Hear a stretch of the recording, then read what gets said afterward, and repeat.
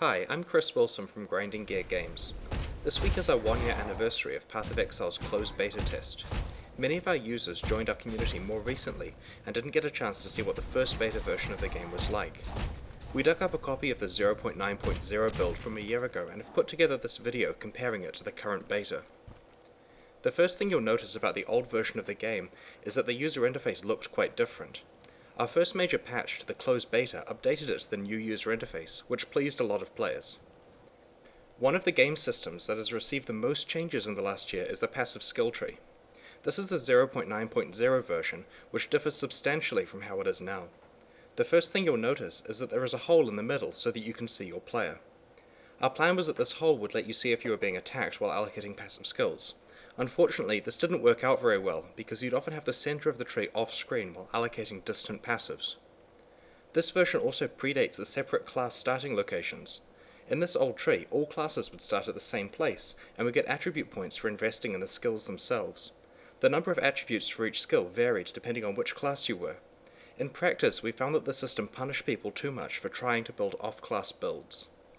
We also received a lot of feedback that players did not like to ever invest a passive point in something that wasn't of at least marginal use to their character. With this old tree, there were no pure attribute nodes, so you often had to allocate points and skills that were of no use to you, but let you get closer to your goal. This is why we changed to have pure attribute nodes present in later trees.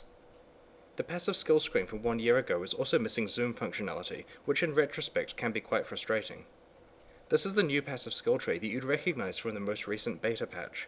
Thankfully it has zoom, so I can show you the layout more easily. On this tree you can see the separate class starting locations and the attribute highways. The prominent passives are notables, which we gave their own icons and names so that players can plan their build at a macro level first before deciding on which small exact passives to get.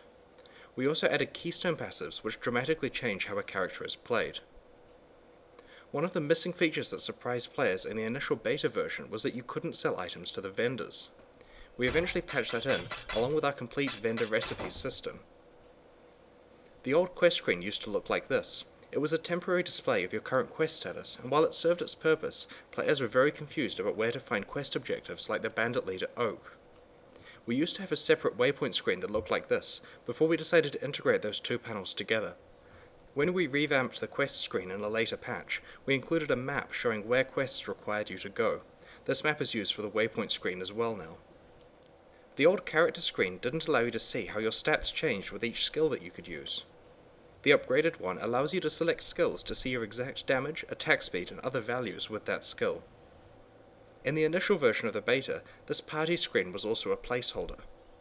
Earlier this year, we upgraded the party screen to show a lot more information and added the concept of public parties. We also added a friends list. In terms of the actual gameplay, the core game has many similarities to how it was a year ago, but the old version feels a lot less polished. There were also far fewer options for combat, as we only had a fraction of our current number of active skills in the game at that point. Since then, the combat systems we've added include auras, curses, totems, traps, mines, and a lot of special monster abilities. I found it fascinating looking at what has changed in the last year. There are of course thousands of other changes that haven't been covered in this video, but hopefully you now have an idea of what the game was like back then. We're very proud of what we've created and look forward to continuing to improve it over the next decade. If you'd like to join the closed beta, please purchase a supporter pack at pathofexile.com. Thanks very much.